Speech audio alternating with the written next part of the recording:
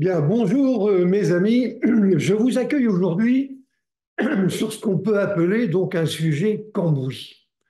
Nous allons parler de sauvegarde, backup, mais d'une manière plus générale, on va parler de production et d'exploitation. Parce que contrairement à ce que j'entends un peu à droite et à gauche, il y a toujours une exploitation, il y a toujours des salles machines, on n'est pas encore tous basculés sur le cloud, et donc il y a encore des métiers qui sont des métiers qui existent depuis longtemps, parmi lesquels justement vous avez les sauvegardes. Alors, c'est un sujet vital, parce que bien entendu, des sauvegardes vont dépendre de la continuité du service. Vous allez voir, on a fait des progrès considérables du point de vue au moins des machines, hein, et puis des supports sur lesquels on fait ces sauvegardes. Et puis de toute façon, il y a effectivement le cloud. Mais dans le même temps, comme on va le montrer, tout est devenu plus compliqué. Et donc aujourd'hui, c'est beaucoup plus difficile que par le passé. Donc on va essayer de faire le point aujourd'hui de ce qu'est devenu donc le métier, on veut dire, de gestion donc des sauvegardes. Et pour cela, bien entendu, je vais donc partager mon écran. Voilà. Alors,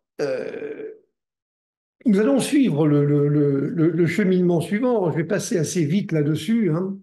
Euh, on va d'abord rappeler d'où ça vient, hein, d'où viennent donc ces problématiques donc de sauvegarde, de quoi nous parlons, hein, ce qu'on appelle un backup, ce que c'est qu'une réplication, c'est pas la même chose, ce que c'est qu'une migration, on fait un peu une confusion là-dedans.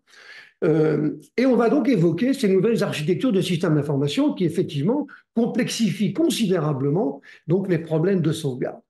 On va évoquer ce qu'on appelle les niveaux de sévérité, c'est-à-dire que tous les sites n'ont pas des besoins de continuité à la seconde. Il peut y avoir des sites où si vous redémarrez sur 24 heures, bah, vous ne vous faites pas forcément insulter par les clients. Bon, les clients n'aiment pas trop ça. Mais disons qu'on n'est pas obligé de fonctionner avec donc des reprises pratiquement en temps réel, parce que ça coûte extrêmement cher. Donc on va parler donc de niveau de sévérité, il y en a donc 5. Ce qui nous rassure quelque part, c'est que des fois on se dit, oui, mais nous, dans notre salle machine, hein, puisqu'on continue de parler de salle machine, eh bien, on a des problèmes. Mais évidemment, les grands de ce monde, eux, n'ont pas ces problèmes. Eh bien, que nenni, ce n'est pas vrai. Et je vais vous montrer, je vais vous donner quelques exemples de grands, justement, qui ont eu les pires difficultés. Et aujourd'hui, en France, il y a le syndrome, ce qu'on appelle le syndrome d'OVH, c'est-à-dire une structure qui est une sorte de cloud, on va dire, français, européen, d'hébergement de ressources machines, mais ils ont eu un plantage et eu un incendie épouvantable. Et aujourd'hui, on se dit, si ça nous arrivait, qu'est-ce que l'on pourrait faire? Et qu'est-ce qui se passerait? Donc, il y a une espèce de syndrome autour de ça qu'on appelle le syndrome donc OVH. Quelles sont les raisons des pannes en 2024? Je vais vous faire un panorama de tout ce qui peut générer donc des pannes et donc une interruption de service. Je vous indiquerai un certain nombre de statistiques qui montrent un petit peu où se situent les problèmes. Alors, vous me direz, les statistiques, c'est toujours pareil, ça dépend de qui les fait. Et en général, ce sont des fournisseurs qui les donnent, donc ils ont un peu tendance un peu à favoriser donc, leur position. Mais c'est quand même intéressant, hein. On aura d'ailleurs quelques chiffres qui nous viennent donc, et des grands consultants. Alors, c'est assez dévastateur parce que c'est vrai que ça pose des problèmes gigantesques, hein. On ne se rend pas compte à quel point euh, on perd de l'argent, on perd des clients justement en n'étant pas suffisamment professionnel en termes donc de sauvegarde. On va donc regarder dans le détail les solutions qui existent, donc des solutions, des architectures, des produits, et donc on va voir qu'ils se divisent en gros en quatre grandes familles avec les solutions dans le cloud, les appliances, c'est-à-dire les serveurs qui sont tout en un, c'est-à-dire qu'en général, vous avez sur votre site et qui est donc un serveur dédié aux sauvegardes et qui va donc comporter également un logiciel de gestion donc de sauvegarde avec toutes les fonctionnalités que l'on attend. Et puis, vous avez également d'autres solutions qui existent que l'on va donc regarder. Et on insistera quand même sur le cloud, encore que le cloud aujourd'hui pose des difficultés pour les gros fichiers. faire des sauvegardes complètes avec des volumes de données qui s'expriment en terabytes, il ne va pas y passer 6 semaines. Hein. C'est pas possible. Donc le cloud, c'est bien gentil, les ressources machines sont effectivement très importantes, sont celles donc en général donc des GAFAM, mais il y a les liens réseau. Et on ne pourra donc que on pourra donc sauvegarder et exploiter, disons, ces possibilités sur le cloud qu'à bon escient, en envoyant là-bas que des fichiers qui sont supportables. Et vous verrez, j'ai ma règle de 3, donc pour ça. On va pouvoir se faire aider en matière donc de gestion donc de cette sécurité quelque part, hein, par des bonnes pratiques. Alors, en dehors donc de la sauvegarde du cloud, vous avez donc des techniques telles que la modélisation de type DCIM, ou la gestion des allées. La gestion des allées dans la salle machine. Une salle machine, c'est pas fait pour ajouter un serveur au fur et à mesure des demandes. Et il paraît qu'il y aurait à peu près sur la planète 25% des serveurs qu'on a oubliés et qui ne servaient plus à rien, donc je l'ai déjà dit, sauf à chauffer donc les salles que par ailleurs on va donc refroidir. Donc un certain nombre de bonnes pratiques, et en particulier la règle dite du 3-2-1, sur laquelle je reviendrai.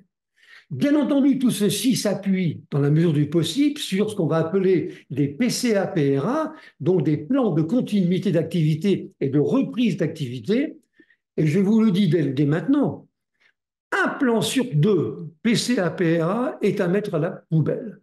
Parce qu'ils sont anciens, ils sont mal documentés, ils ne sont pas à jour et surtout, ils ne sont pas testés.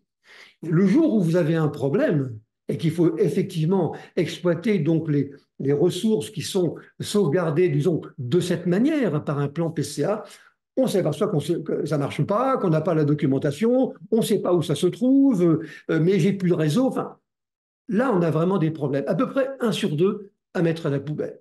Et je vous parlerai donc des solutions qui existent aujourd'hui. Alors, il y a des grands, hein, bien sûr, de la sauvegarde tels que Vim, VM et puis également donc ArcServe, qui sont des grands, mais vous avez aussi les opérateurs, des gens comme IBM, hein, ou comme HP, donc un certain nombre de fabricants qui proposent donc des choses dans ce domaine. Alors tout de suite, quelques chiffres quand même qui font froid dans le dos. D'après donc Gartner, la moyenne des pannes sur la planète nous coûterait 6 500 $ à la minute. Alors j'avoue que je suis un petit peu étonné par ce chiffre parce que tout bien entendu va dépendre de l'installation, de la taille de l'entreprise, etc. Mais bon, 6 500 $ à la minute, ça fait quand même cher. Hein, il vaudrait mieux donc l'éviter. Par ailleurs, il indique que le taux de survie, un chiffre qui est quand même très inquiétant, c'est que seuls 6% donc des entreprises qui ont subi un désastre parce qu'elles ne se sont pas préparées comme elles auraient dû le faire, eh bien, ont survécu au-delà de 2 ans. Donc ça veut dire quoi? Ça veut dire qu'il faut mettre les ressources, les bonnes personnes, de manière à donc assurer ces fonctions qui sont des fonctions vitales, j'allais dire régaliennes, et à la limite, je dirais, je ne les confie pas donc à des sous-traitants, parce que c'est tellement important que je me méfie. Je me méfie toujours. Et donc, voilà, quelques chiffres quand même qui sont effectivement inquiétants. Alors, d'abord, les sauvegardes, vous savez, c'est un vieux problème. Hein. Un vieux problème. Alors, moi, je fixe le début, pas tout à fait vrai, mais vous me pardonnerez, donc de cette problématique à peu près en 1964, avec le démarrage donc de la première vraie série d'ordinateurs d'IBM, qui était le 360.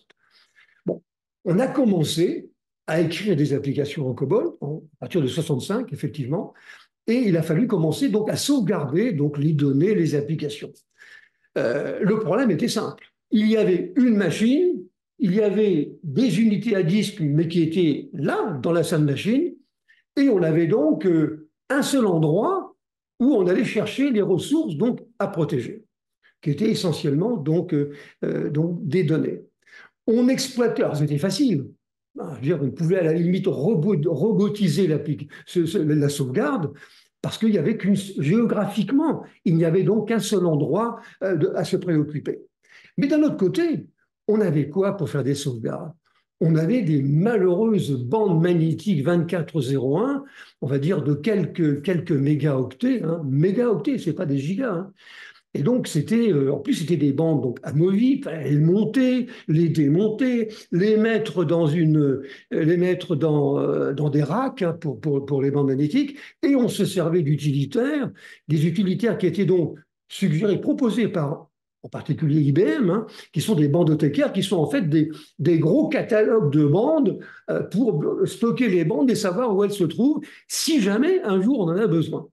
Alors, vous allez voir que autant on a complexifié, donc, on va dire, les architectures informatiques, autant dans le même temps, on a quand même maintenant des supports qui sont beaucoup plus performants. Ça, c'est vrai. Alors, contrairement à ce qu'on croit, je vais commencer par ça parce que c'est ce qui me semble, à mon avis, le plus choquant, hein, c'est qu'il y a toujours une exploitation. Vous savez, je vais vous étonner, mais il y a encore des opérateurs en salle de machine. Vous me direz, c'est de plus en plus robotisé et ils passent leur temps, la plupart du temps, à dormir. Admettons, pas tout à fait vrai, mais c'est un peu ça. Mais il y en a encore. Hein, il y a donc des opérateurs, il y a des personnels qui sont chargés de la maintenance, vous avez donc des spécialistes donc, de l'exploitation qui font les sauvegardes, ce qu'on appelle l'optimisation, donc le tuning, et donc qui sont abreuvés aujourd'hui de dashboards, donc qui sont des beaux écrans qui vous indiquent pratiquement instantanément où on se trouve en termes de, on va dire, de production et d'exploitation. Mais cela dit, et je vais peut-être vous étonner en disant ça, c'est que en matière de production et donc de sauvegarde, on n'a pas atteint la sérénité. On est toujours inquiet. On disait à une époque, les machines ne tombent pas en panne, elles tombent de temps en temps en marche. C'est un peu ça. Et vous voyez, donc, on est toujours inquiet, on ne sait jamais ce qui peut se passer. Et donc, c'est pour ça qu'aujourd'hui, d'une certaine manière, on serait peut-être tenté d'aller voir sur le cloud si l'herbe n'est pas un peu plus verte.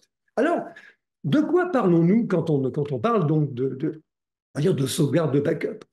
Alors, la sauvegarde, hein, c'est une activité de production, je donne une définition ex cathedra, si vous voulez, hein, qui consiste à combiner un certain nombre de technologies serveurs, réseaux, mais aussi un certain nombre de logiciels, pour recopier des ressources d'entreprise de manière à pouvoir les récupérer après. Récupérer après en cas de sinistre ou pour d'autres raisons, hein, et donc de redémarrer les métiers qui seraient donc handicapés et qui ne pourraient plus travailler. C'est ça, les sauvegardes. Alors, par ressources, attention, il n'y a pas que les données. On entend toujours dire, oui, c'est la sauvegarde des données. C'est vrai que c'est important, mais il n'y a pas que ça. Vous avez également la sauvegarde des applications. Vous devez sauvegarder les images système, par exemple les images de machines virtuelles, les images de conteneurs. Vous devez aussi copier des versions de systèmes d'exploitation, des images de systèmes d'exploitation. Vous devez faire ce qu'on appellera des dashboards, pas des dashboards, donc des checkpoints à un moment donné, donc pour pouvoir récupérer donc une image et puis pour la stocker donc ailleurs. Vous devez sauvegarder également les ressources que sont les API, c'est-à-dire les bibliothèques donc de composants qui vous servent dans les applications, les registres. Oui. Et donc, on s'en sert, on va les sauvegarder, et bien entendu, tout ce qui est fichier, documents et médias. Et ce qu'on appellera donc la stratégie de sauvegarde ici, ça sera donc savoir comment on va s'y prendre. Comment on va s'y prendre, par quels moyens et avec quelle fréquence. Alors, j'y reviendrai parce que ça c'est vraiment vital et qu'il faut passer du temps sur la phase amont, c'est-à-dire la phase pendant laquelle on va réfléchir aux techniques que l'on va utiliser dans ce domaine. Et il faut passer du temps. Hein. Il ne faut pas bâcler cette phase-là, sinon la solution qu'on va proposer ne marchera pas. Alors, on ne confondra donc pas, on va dire, migration hein, avec donc réplication et puis sauvegarde. La migration donc des données, enfin, on a l'habitude d'appeler ça comme ça, et donc ça revient à effectuer une copie complète on va dire, d'une base de données, d'un fichier à la limite, hein, mais c'est une copie complète, d'accord? Et on la met donc sur un autre support. Bon. La deuxième définition ici qu'il ne faut pas confondre, c'est la réplication. La réplication, c'est un phénomène temps réel. C'est-à-dire que vous déclenchez une opération qui consiste d'ailleurs à aller chercher un programme ou un service quelque part et qui va recopier une donnée qui aura été mise à jour instantanément. Donc on ne copie pas la totalité. Donc on aura par exemple dans l'application, plus précisément dans la base de données, un trigger qui sera donc affecté à une donnée, et si la donnée est mise à jour, le trigger se met à trembler et appelle le programme pour donc faire la mise à jour immédiate et en temps réel de cette donnée. Bien. Ce qu'on appellera donc le CICD dans ce domaine, c'est-à-dire c'est on va dire la duplication, c'est l'installation en temps réel. Mais on parlera aussi de CDP, c'est-à-dire c'est toutes les solutions qui permettent donc, on va dire, de récupérer toutes les modifications de ressources, y compris donc sur les applications et pas uniquement sur les données, et de les récupérer donc en temps réel. Parce que vous avez compris comme moi, aujourd'hui, le problème, il est plutôt là. C'est qu'on parlera également de résilience et de réactivité, donc il faut réagir. C'est vrai qu'on n'a plus les mêmes, on va dire, contraintes que l'on avait donc auparavant. Alors, une sauvegarde, c'est ce que montre donc ce schéma, elle peut être incrément. Alors d'abord, elle peut être complète. Bon, on recopie tout. Elle peut être différentielle.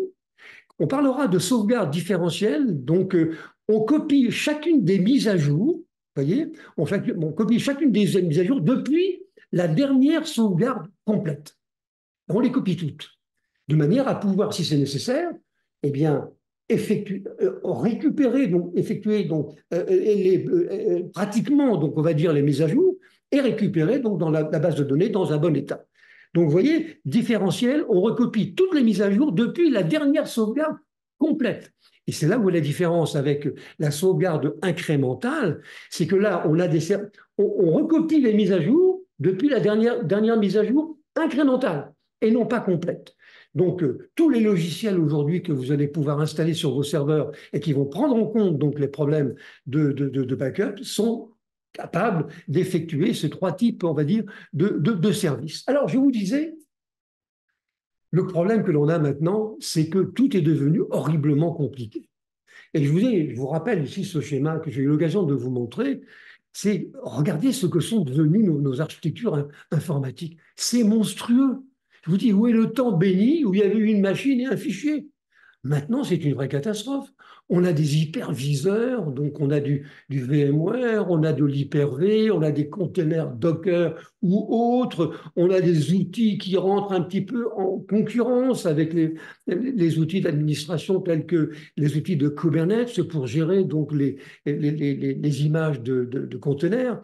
On a des grosses machines, on a des serveurs Unix, on a des serveurs Linux, on a des versions très différentes donc, de systèmes d'exploitation. Nos applications, maintenant, elles sont urbanisées, elles sont découpées en petits morceaux.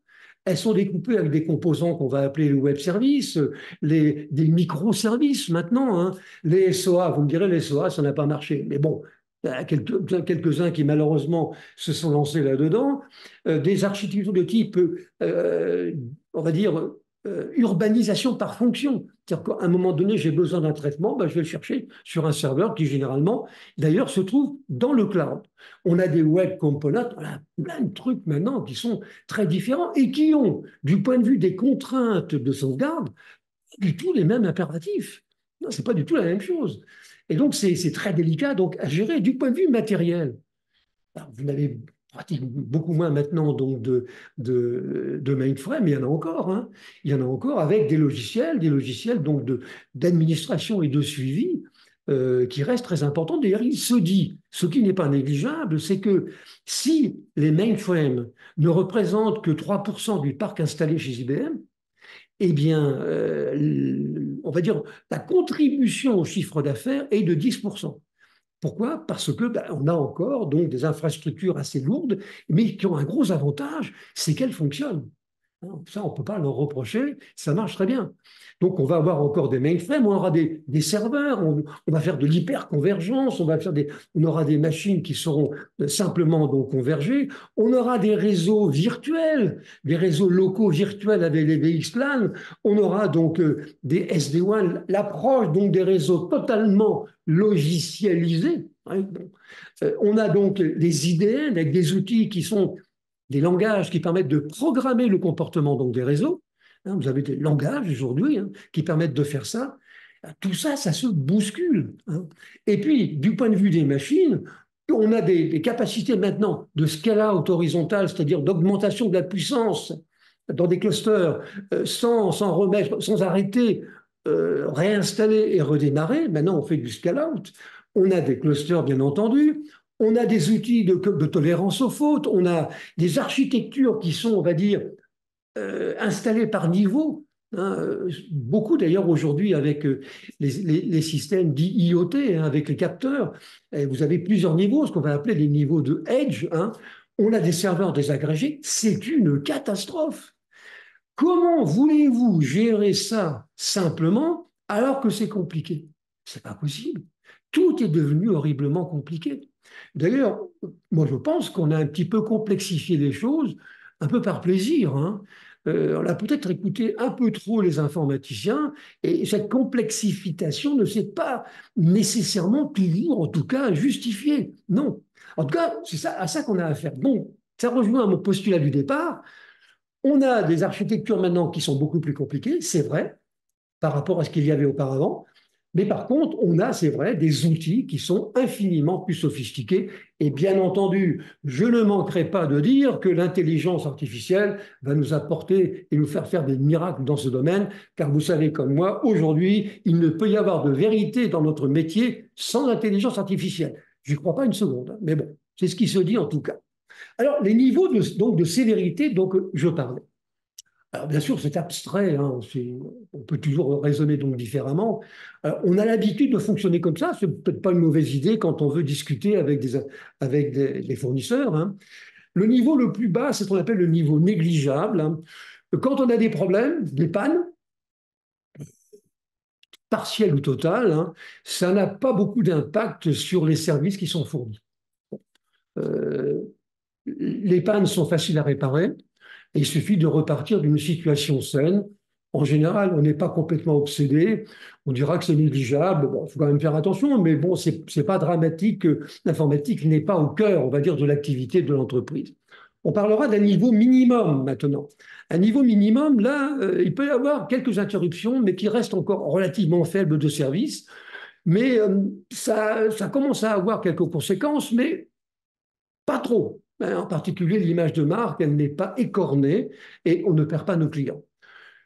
Un troisième niveau, donc on va dire, de sévérité, c'est le niveau donc significatif. Alors là, il y a des interruptions donc qui sont réelles et significatives, qui peuvent durer relativement longtemps, mais qui sont limitées en termes de conséquences. L'impact financier est relativement faible. On perd des clients, mais c'est pas dramatique. Par contre, c'est mauvais pour l'image. Ça, c'est pas bon du tout. Ouais, c'est un petit peu un cran au-dessus. Le niveau 4, c'est, on va dire, la sévérité donc sérieuse. Là, il y a des interruptions de service et avec des pertes financières importantes, pertes de clients, une image qui est écornée, mais c'est une situation qui est rattrapée au bout d'un certain temps. Alors, à vous de dire après comment vous situez les choses, hein. C'est à vous de déterminer quelles sont donc les durées que vous pouvez accepter, hein. Vous direz, on a également donc des paramètres, ce qu'on appelle le RTO et le RPO, qui nous permettent quand même, on va dire, de figer un petit peu le comportement de l'entreprise à un moment donné, mais j'y reviendrai.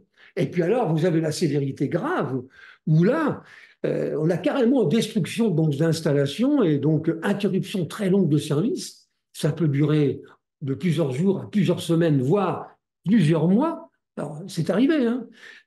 Donc là, c'est une catastrophe, on perd tous les clients et les conséquences sur l'image sont absolument dramatiques.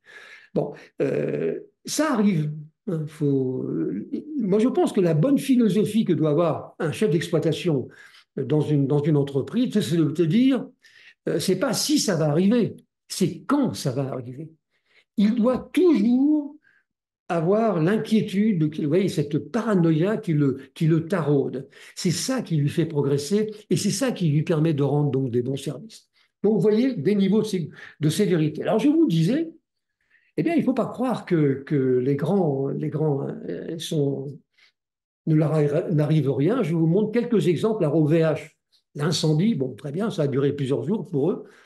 L'administration fédérale de l'aviation, ça a été une catastrophe, hein. Tous les vols américains ont été interrompus à cause d'une panne donc comme ça. Beaucoup de désordres dans les autres vols de compagnies non américaines, c'était dû à des erreurs de configuration logicielle et des erreurs dans les bases de données. C'est inadmissible. C'est absolument inadmissible. Il ne doit pas y avoir d'erreur dans les bases de données. Il peut y avoir une erreur, mais elle doit être rattrapable immédiatement. Vous voyez, c'est pas normal. Vous avez Kakao, qui est une compagnie donc plutôt dans le domaine de entertainment. Donc, il y a eu quelques feux de batterie en salle machine, interruption pendant 8 heures. Alors eux, ils ont un paquet de procès derrière. Ils n'ont pas fini, ils ne sont pas sortis de l'auberge. Hein. Tout ça pour 8 heures d'interruption. KDDI, qui est l'opérateur de télécom japonais, donc l'un des plus connus, hein, ça a été la panique à un moment donné dans la configuration des réseaux. Alors que c'est normalement sa spécialité. Hein. 39 millions d'usagers ont été perturbés pendant 86 heures. C'est pas 5 minutes, là, 86 heures. Avec des services critiques d'entreprise qui fonctionnaient chez KDDI, qui ne fonctionnaient plus. Alors, on a beau avoir le sens de l'humour, là, on n'en a plus du tout. Hein. Parce que si ça ne marche pas, c'est toujours de votre faute. Parce que vous avez choisi le mauvais opérateur. KDDI, Google, l'un des grands GAFA, erreur de paramétrage donc logiciel, interruption ou dégradation du moteur de recherche et de toutes les applications qui étaient connectées dessus. Ça a duré 40 minutes qui ont duré des siècles dans la tête des utilisateurs. Et oui, c'est là le danger. C'est un peu comme le navigateur Internet. Quand vous développez des applications qui intègrent les API du navigateur Internet, ou ici les API, on va dire, du moteur de recherche, vous êtes dépendant. Et si lui se plante, terminé. Bon, 40 minutes, ce n'est pas le bout du monde, mais encore une fois, ça paraît donc une éternité. Un organisme de santé, donc Spirit Health, eh bien, lui, c'est à la suite de cyberattaques. C'était des ransomware. Hein. C'est le deuxième plus grand hôpital américain, interrompu pendant une semaine. Grosse perte de données. Et ils ont perdu 150 millions de dollars là-dedans. Bon, c'est dû à des cyberattaques. Vous me direz, personne n'est à l'abri donc de cyberattaques. À la limite, cela, on peut leur pardonner. Mais vous voyez comme les conséquences peuvent être absolument catastrophiques. Et même Amazon AWS, donc, dont on pourrait penser qu'il est relativement tranquille, eh bien, il y a une zone, vous savez qu'Amazon, comme les autres prestataires de cloud, divise la géographie de la planète en zones. Il fonctionne par zone. Eh bien, il y a une de ces zones, AWS, qui a été mise offline, ce qui a donc affecté des milliers d'usagers pendant très longtemps. Alors, ce longtemps, je ne vous l'indique pas ici parce qu'il y a des sources qui sont assez discordantes selon qu'on demande à AWS ou on le demande aux utilisateurs eux-mêmes. Donc, vous voyez, il n'y a pas de honte, si vous voulez. Lorsqu'on a un problème, ça peut arriver, bien entendu. Par contre, ce que nous devons faire, c'est d'avoir une attitude, on va dire un professionnalisme dans l'approche des sauvegardes qui soit incontestable. Alors, quelles sont donc les raisons aujourd'hui donc, qui provoquent ces plantages? Alors, par plantage, c'est les pannes, bon, plein de choses qui rentrent là-dedans. Ce qui est certain, c'est que ça provoque la panique dans mes installations et je me fais insulter par mes utilisateurs qui n'arrêtent pas d'appeler au centre d'appel en disant que vous ne valez rien, vous ne savez pas faire votre métier. Ne me dites pas que ce n'est pas vrai, parce que ça se passe comme ça partout. Et je sais que j'ai suffisamment subi ce genre de choses. Alors les pannes, elles vont venir donc d'abord des opérations de maintenance. Il arrive que certains cow-boys arrivent dans les salles machines et puis bon, voilà, ils se mettent la panique là-dedans. Ça arrive relativement souvent. Ce n'est pas très agréable. La maintenance matérielle, des problèmes de câblage. Lorsqu'on fait des mises à jour dans le câblage, des fois on le fait mal. Des fois, vous, par exemple, vous ne pouvez plus vous connecter. Ça doit arriver. Chez les opérateurs, ça c'est fréquent. Hein. Vous ne pouvez plus vous connecter. On vous dit, ah ben oui, vous n'êtes plus connecté. Ben oui, mais moi, je n'ai pas accès aux armoires de brassage. C'est donc vous qui avez fait ça. Vous me direz, quand on regarde les câblages aujourd'hui, c'est absolument monstrueux, évidemment, et ça prête quand même à l'erreur, on est bien d'accord. Il y a aussi des serveurs qui sont très anciens. Il y a des serveurs Windows, des serveurs Unix, Linux, qui sont très anciens, qu'on a pratiquement oubliés, mais qui servent encore aux applications. Des fois, c'est pour porter des données ou pour autre chose. Et donc, comme c'est très ancien, on ne sait pas trop comment ça marche. Et donc, ils sont plus sensibles, on va dire, sensibles aux conditions météo de la salle machine. Et donc, là aussi, on a des soucis. Des problèmes de refroidissement. Il arrive hein, que les machines ben, elles-mêmes tombent en panne. Je vais vous citer un exemple. L'un des grands clients français, l'une des plus grosses entreprises françaises, il n'y en a pas 36 à ce niveau-là, mais je ne dirais pas laquelle, hein, avait donc des machines IBM, des grands systèmes IBM. Et donc, il faut savoir que le système, c'était des mainframes, donc le système de refroidissement fonctionnait sur de l'eau glacée. L'eau était donc glacée, le glaçage se faisait grâce à une alimentation et donc des armoires qui glaçaient l'eau de manière à les envoyer dans les tubulures qui entouraient donc les circuits qui étaient dans l'unité centrale de ces machines. Ils avaient oublié une chose. Ils avaient, c'est vrai, un système de protection magnifique, sauf pour le système de refroidissement de l'eau. Ce qui fait que si ce système-là tombait en panne, la température donc des circuits montait à la température du soleil et paf, il n'y a plus rien qui marchait. Quand même un peu curieux, quoi. Dire, faut regarder toute la chaîne. Il n'y a pas simplement les machines, il peut y avoir aussi l'alimentation, les ventilations. D'ailleurs, vous remarquerez qu'actuellement, on revient à de la circulation d'eau par rapport à la ventilation à l'air. Hein, c'est quand même assez significatif, c'est une tendance.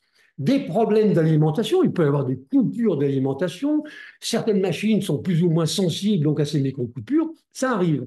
Des fois, l'inondation de la salle machine, alors, évidemment, elle n'aime pas, hein, on est bien d'accord, mais j'ai vu de mes propres yeux dans une autre entreprise, c'est également en France, j'ai vu donc la salle machine qui était en contrebas de la rue, et il y avait des petites fenêtres, petits vasistas avec un gros tuyau qui passait par là, et c'était l'eau qui arrivait par là, l'alimentation donc de l'immeuble dans lequel se trouvait la salle machine.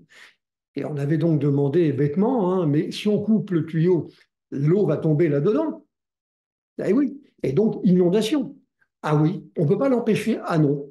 Pourquoi? Parce que c'était une administration, donc il ne pouvait pas changer cet état de fait. Bon, moi, ça m'a fait hurler de rire, mais le responsable informatique, ça l'amusait beaucoup moins. Donc, inondation. Il peut y avoir des phénomènes de tremblement de terre, vous savez, ils n'aiment pas ça, hein. Donc, les machines, ça arrive assez souvent. Il peut y avoir des pannes stupides, des surcharges, par exemple, dans les circuits de courant, hein. Pas dans les grandes salles machines aujourd'hui qui sont très propres de ce point de vue-là.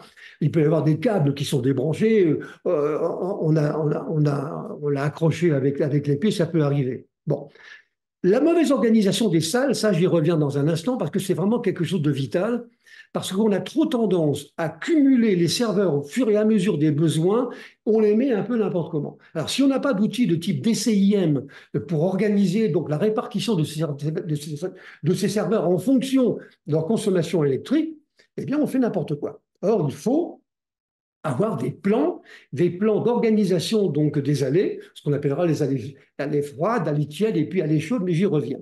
Ça peut être la compromission aussi des pare-feux et des tables de routage. Ça arrive assez souvent. Vous me direz, ça ne concerne pratiquement que les utilisateurs, c'est vrai. Mais c'est quand même assez désagréable et ça arrive assez souvent.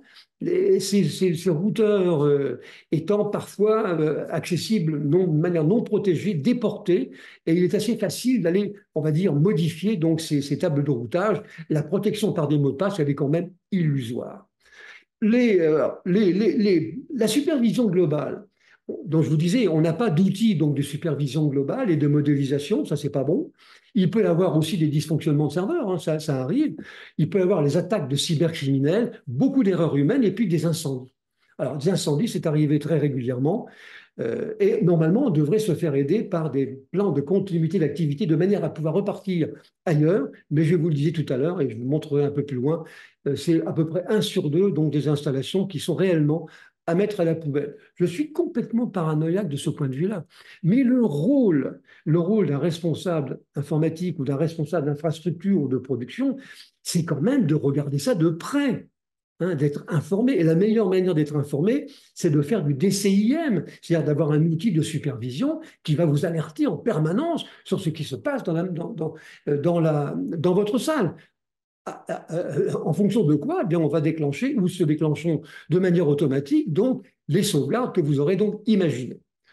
Ici, je vous mets quelques statistiques. Alors, on en prend ce que l'on veut, hein. Quelques statistiques qui viennent donc de chez Uptime.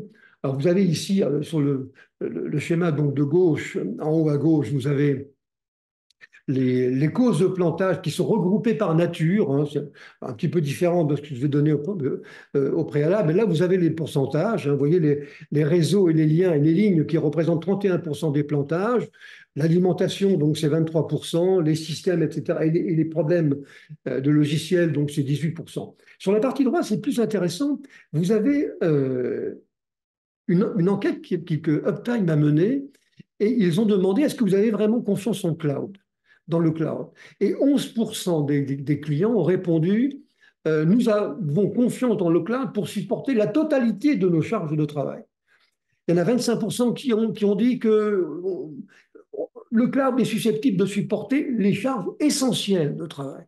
Il y en a 34% qui disaient pas très confiants, on va dire, enfin, pour être plus performant, avoir plus de charges. Et puis, il y a 18% de gens qui ont dit le cloud n'est pas suffisamment donc résilient, donc réactif, hein, pour prendre en charge aucune de nos charges de travail critiques.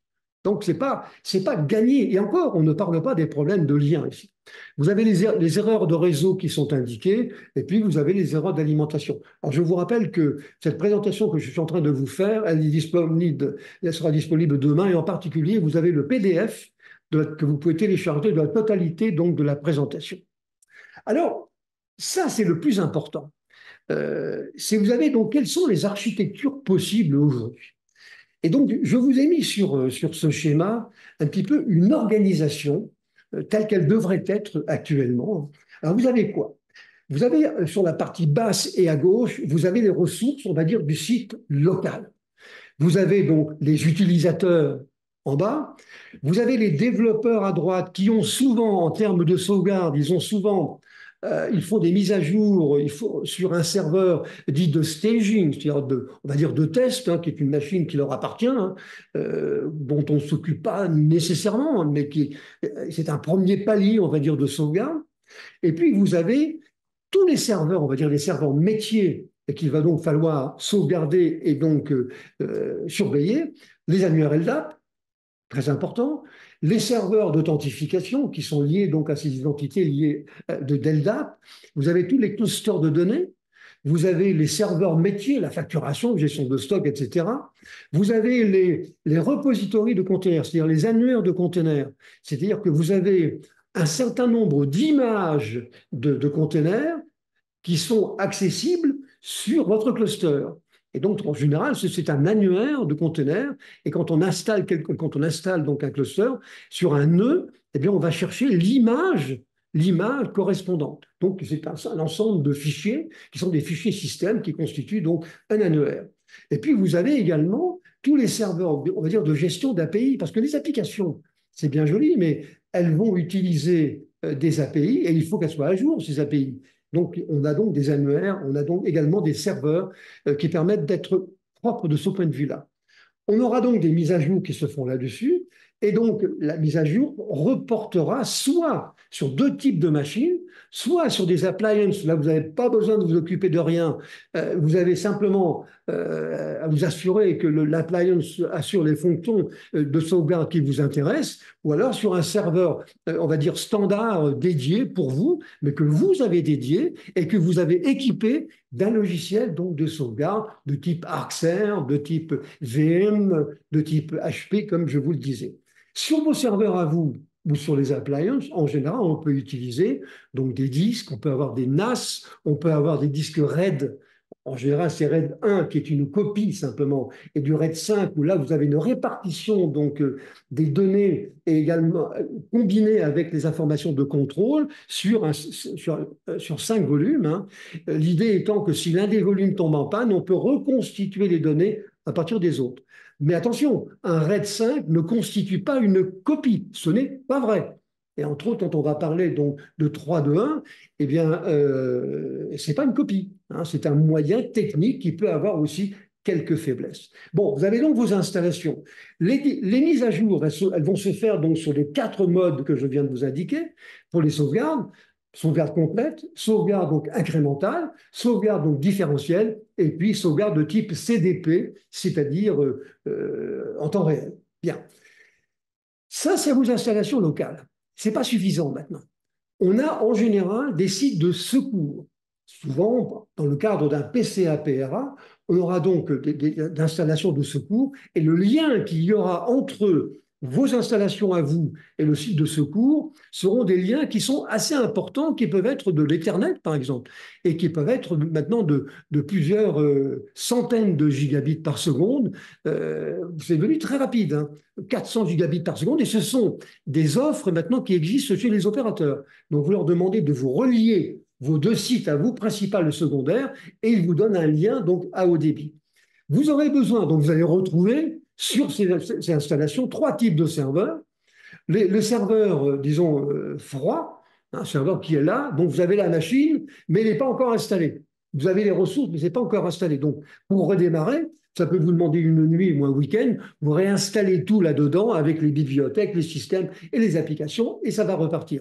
Mais vous avez aussi des serveurs tièdes. Là, vous avez la machine, donc elle est prête à fonctionner, mais elle n'est pas démarrée. Il faut appuyer sur le bouton et démarrer la machine, elle est prête. Et puis, vous avez les serveurs chauds. Alors là, elles sont en attente en permanence, et s'il y a un problème, on bascule automatiquement sur ce type de serveur. Vous voyez, donc, on va dire que c'est un deuxième niveau donc, de site de secours, un site secondaire.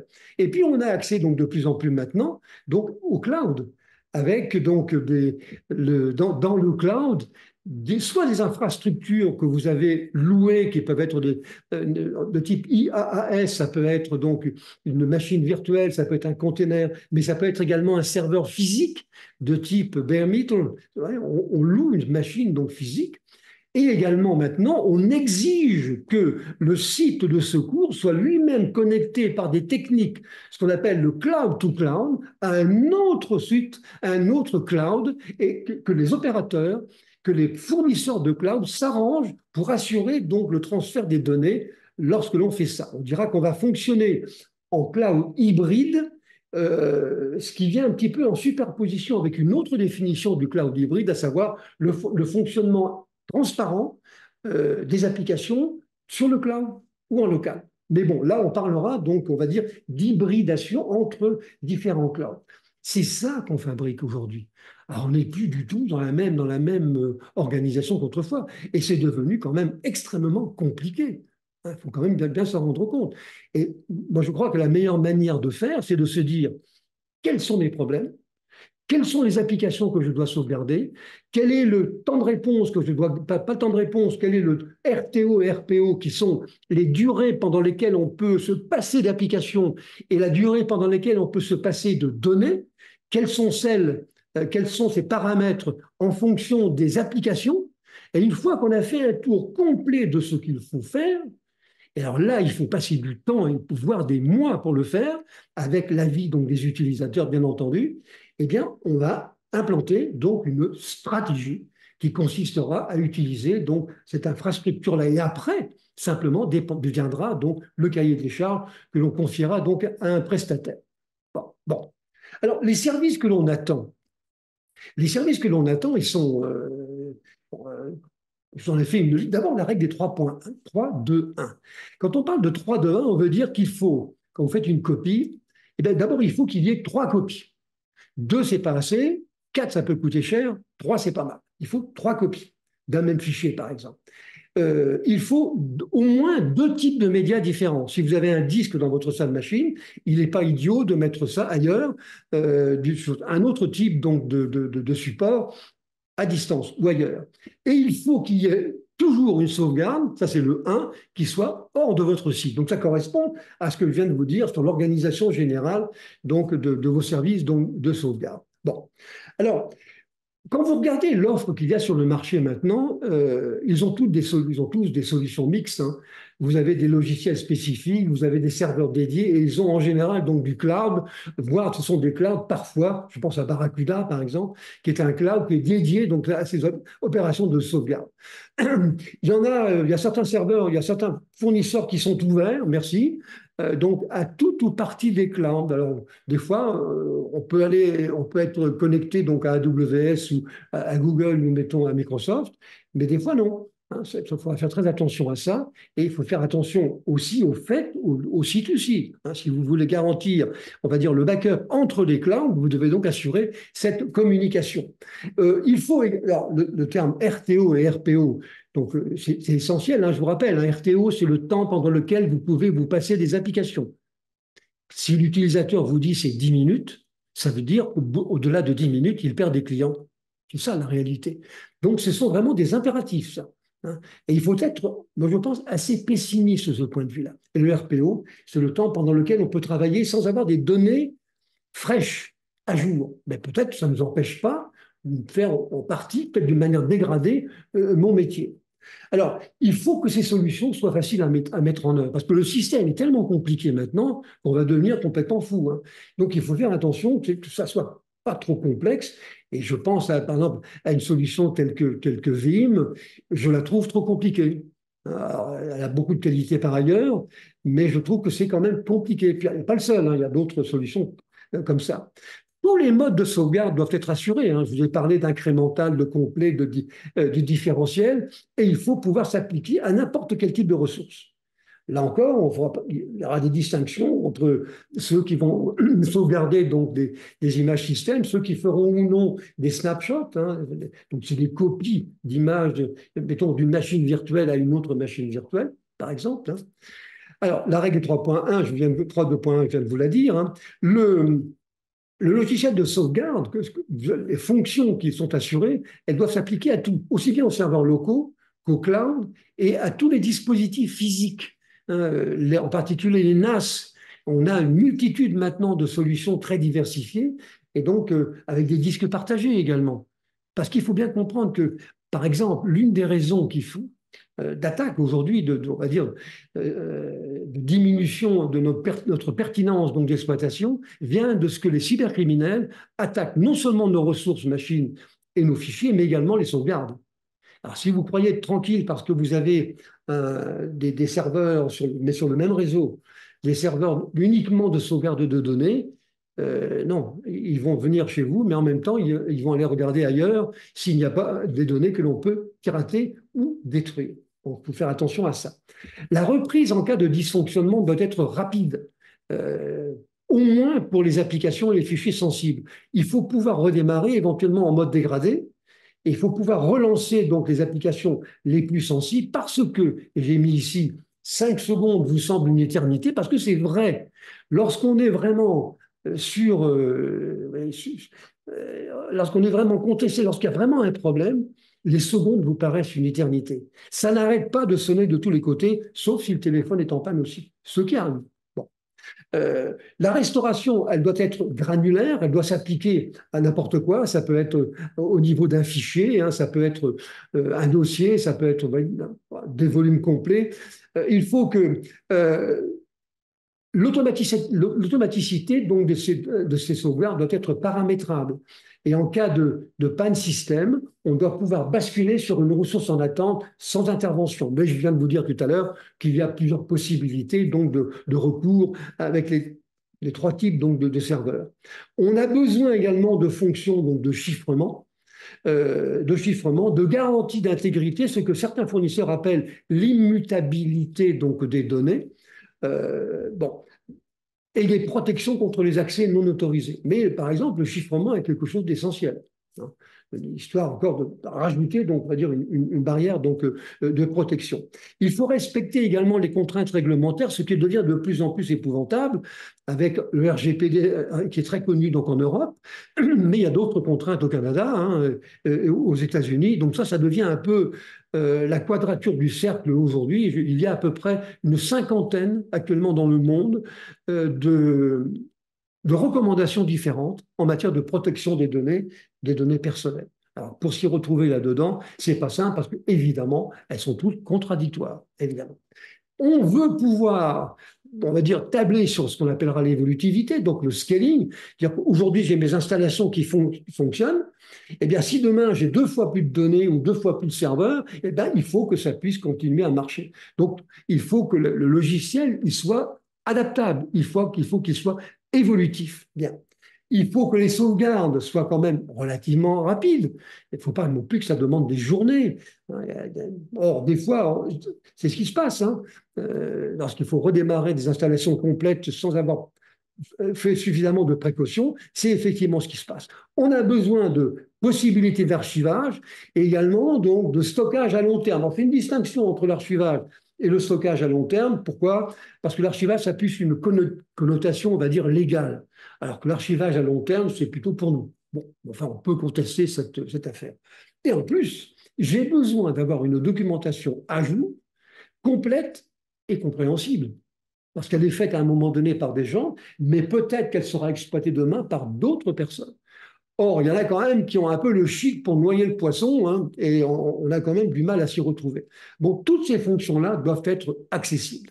Alors, si on compare très vite, hein, ce n'est pas essentiel, ça, mais je vous ai fait cette comparaison ici entre les sauvegardes dans le cloud, à condition de pouvoir y accéder dans des conditions rapides de réseau, hein. Je l'ai mis ici donc une comparaison entre les sauvegardes locales et les serveurs donc dans le cloud en termes de nature de service, de coût, d'évolutivité, d'accessibilité, de sécurité, oui, et de management. Donc ça peut vous donner un certain nombre d'arguments, on va dire, si vous avez à justifier l'un plutôt que l'autre. Le cloud, on sait que la grande majorité des charges de travail vont basculer dans le cloud de demain. Mais c'est différent de se servir du cloud pour héberger nos ressources que de se servir du cloud comme outil de sauvegarde. Ce n'est pas du tout la même chose. Si j'utilise donc le cloud pour m'héberger mes charges de travail, là, c'est plus mon problème, c'est le problème du fournisseur. C'est à lui de s'assurer de toutes ces fonctions dont je viens de parler et de s'assurer que les paramètres sont bien suivis. C'est pas du tout pareil. Par contre, quand on va sauvegarder dans le cloud, ben on aura à traiter une grande partie des problèmes techniques et entre autres ce problème donc de la règle de 3 pour 1. Alors je la rappelle rapidement. Cette règle que j'applique, c'est une règle qui consiste à dire, j'essaye de mesurer la bande passante qui est nécessaire pour faire mes sauvegardes, et ça me donne X bits par seconde. Je multiplie tout par 3. Pourquoi? Je ne sais pas, mais ça marche. Ce n'est pas moi qui l'ai inventé, c'est un opérateur télécom et qui me disait la même chose. Moi, je lui demandais pourquoi, il me disait ça marche, ça m'a suffi. Et effectivement, c'est une bonne chose. On peut appliquer donc la règle de 3, sachant qu'aujourd'hui, quand même, la bande passante est quand même beaucoup moins coûteuse que ce qu'elle était. Donc, vous avez cette comparaison. Je vous ai mis ici les solutions du marché. Alors, je les ai divisées en deux. Vous pourrez les retrouver si ça vous intéresse, hein. Vous avez donc, en deux, vous avez ce que j'appellerais on va dire les fournisseurs natifs de type BaaS, hein, c'est-à-dire le backup as a service. Donc, le backup, le cloud, on s'en sert comme, on va dire, prestataire donc de sauvegarde. Et puis, il y a ceux qui fournissent plutôt des logiciels. Alors, la distinction, je reconnais, elle n'est pas toujours évidente et on peut contester certaines attributions que j'ai mises ici. En fait, c'est un moyen, on va dire, de préciser donc les choses. Alors, vous retrouvez des noms, hein, Verita, vous trouvez Rubric, hein, vous trouvez Cohesity, Druva, Arcserve, qui est parmi les plus connus, hein. Alors, pour chacun d'eux, je vous ai mis une petite présentation, hein. Nativo, qui n'est pas très connu, enfin pas très connu, au moins en Europe. Barracuda, qui lui est connu, mais bon, qui a des caractéristiques assez intéressantes, qui a également un cloud, hein, donc pour les sauvegardes. Acronis, vous avez comme Vault, UnitFrance, et puis les grands, donc Arcserve, et puis VM. Voilà, avec en général, vous trouvez là-dedans toutes les solutions possibles et qui vous intéresseront. Quand on fait un cahier des charges, quand on fait un appel d'offres, ça peut être intéressant de regarder ce qui existe. Et bien entendu, vous avez IBM qui est bien entendu présent sur ce marché. Alors, maintenant, on va se faire aider par quoi? Pour assurer donc un bon travail en matière de sauvegarde et donc de backup. D'abord, j'insiste beaucoup sur le DCIM. DCIM, c'est une architecture qui est implantée à l'aide de capteurs dans une salle machine. Alors, vous me direz, tout le monde n'a pas les besoins d'installer ça, d'installer des capteurs partout sur les conditionnements d'air, sur l'alimentation électrique, sur les outils d'hygrométrie, sur le suivi de la température et sur le secours électrique. Mais dans certains cas, lorsqu'on a donc des RTO 0 et puis des RPO 0, là par contre c'est nécessaire. Donc, on a des systèmes, on a des capteurs qui font remonter donc des alertes en temps réel à des outils qui sont des outils de supervision des CIM et qui nous permettent d'avoir des dashboards, des outils donc de suivi des alarmes et de notifications, qui nous permettent de faire de la planification et de la mise en œuvre, et en particulier lorsqu'on va accueillir donc des nouveaux serveurs. Donc, ce n'est pas une mauvaise chose de voir ce que ça va donner. Vous voyez, donc c'est une bonne solution. C'est quand même une solution riche, je suis bien d'accord. Mais il faut savoir ce que l'on veut, hein. Si on veut véritablement assurer la continuité de service, il faut savoir dépenser des dollars là où il le faut. Au niveau des allées, alors les allées, je vous disais tout à l'heure que bien souvent, dans beaucoup d'entreprises, j'ai remarqué que, sans doute parce qu'elles vont aller sur le cloud, on ne se préoccupe plus tellement de savoir où on va installer donc les serveurs. Alors, moi, je crois que ce n'est pas comme ça qu'il faut faire. Et vous avez des outils de supervision, d'ailleurs, qui font partie des CIM, mais vous avez des outils de supervision qui ne font que ça et qui vous permettent de faire quoi? Eh bien, de regarder quelle est la température dans chacun des points de votre salle machine. Et en fonction de cette température, vous allez pouvoir répartir vos serveurs, tout au moins les nouveaux entrants, dans des endroits qui leur correspondent. On parlera d'allées froides, pour tout ce qui sera, mettons, messagerie, on va dire les fichiers de bureautique, la téléphonie et tout ce qui est développement. Ça, c'est pas très consommateur et ça dégage pas énormément donc de calories, hein. On parlera d'allées tièdes. Alors là, par contre, cette allée-là, elle se contentera on va dire, des systèmes qui sont installés pour l'ensemble de la salle machine, en termes de refroidissement, ventilation, d'UPS, c'est-à-dire de garantie de la sécurité donc, du courant électrique, hein. Donc, on se contentera donc de l'ensemble de ces systèmes-là. Bon. Et puis, vous avez donc des allées tièdes où là, on a du petit transactionnel, on a des sites web pas trop sollicités, on a des intranets pour faire des réunions vidéo. Maintenant, on a des outils de SSO pour la sécurité, c'est déjà plus consommateur. Et là, on a des outils, on va dire, de refroidissement qui sont alimentés et qui vont circuler sur l'ensemble de l'allée, mais qui normalement ne vont pas trop aller sur les allées d'à côté. Et ça sera suffisant pour des allées tièdes. Et puis, vous avez les allées chaudes. Ou alors là, on ne supporte plus rien, c'est tellement consommateur. Là, c'est les entrepôts de données, c'est le gros transactionnel, hein, c'est les très gros sites web et c'est les grosses bases de données. Et donc là, on fait, on va dire, un refroidissement par serveur. Et souvent, d'ailleurs, en emmaillotant donc les serveurs dans des classiques, de manière à ce que l'air, s'il s'agit d'air, hein, pour de l'eau, c'est différent. S'il s'agit d'air, eh bien l'air circule dans le plastique, ne va pas donc à l'extérieur. Eh bien, ça, c'est important. C'est très important parce que ça explique pourquoi, encore dans beaucoup de machines, dans beaucoup de salles machines, il y a ce qu'on appelle le PUE, c'est-à-dire l'efficacité énergétique qui n'est pas bonne, hein, qui est autour de 2,5 à 3. C'est-à-dire, si il est à 3, ça veut dire qu'on consomme 3000 kWh, mais on n'en consomme que 1000 sur les serveurs. Ça, c'est pas bon et ça vient souvent d'une mauvaise organisation. Alors, il n'y a pas que ça, mais c'est l'un, on va dire, l'un des critères. Alors, pour terminer donc sur cette petite présentation, je voudrais quand même dire quelques mots sur les plans de continuité d'activité. Je vous ai mis ici donc un schéma avec ce que moi j'appellerais les 4 niveaux. Donc, on pourrait faire correspondre ça avec la criticité ou sévérité. 4 niveaux donc de criticité, 1, 2, 3, 4. On retrouve négligeable, pas vital, vital et critique. Et on regarde quelles sont les technologies, les RTO et RPO, sur le site principal et sur le site de secours. Là, on ne se préoccupe pas donc du cloud.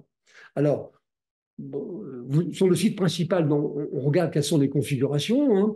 Le RTO, par exemple, sur le niveau 1, il est supérieur à 8 heures. Pendant 8 heures, on ne se fait pas insulter. Le niveau 2, c'est de 30 minutes à 1 heure, donc c'est plus pareil. Le niveau 3, c'est de 5 minutes à 30 minutes. Et puis le niveau 4, 0. Là, on peut rien. Quant aux données, ben, vous voyez donc des chiffres un petit peu différents. Vous avez des services qui sont associés et des technologies qui sont associées. Et puis, sur le site de secours, eh bien, vous avez d'autres valeurs de RTO, donc de RPO. Forcément, hein, ce n'est pas la même chose parce qu'ils ne sont sollicités qu'en cas de crise, hein. Et donc, on aura d'autres technologies qui sont mises en œuvre. Sur ce tableau, vous avez en fait la répartition des technologies que l'on met en œuvre en fonction des niveaux. Et donc, ça veut dire toutes les ressources que vous allez consacrer donc, aux sauvegardes. Ça, croyez-moi, ça pourra vous être très utile. Alors, ce qu'il faut faire, alors je vous dis d'abord, 1 sur 2 va à la poubelle hein, sur ces PCA PRA.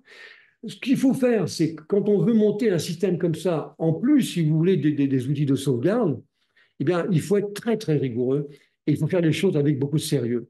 Alors, d'abord, commencer par disposer de l'historique, on va dire, des problèmes qui ont été rencontrés, qui est en charge de quoi, hein, en fonction des applications, identifier quelles sont les données prioritaires et les applications, et ne pas trop se faire remonter par les utilisateurs qui veulent tous avoir du RTO et du RPO à zéro.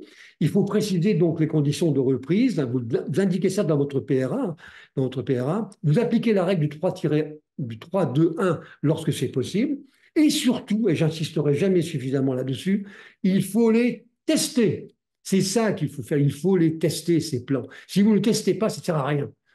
Une bonne recommandation, c'est de faire un site de référence et puis formaliser votre PCA PRA dans un plan de sauvegarde et faire en sorte que celui-ci soit accessible, qu'il soit à jour.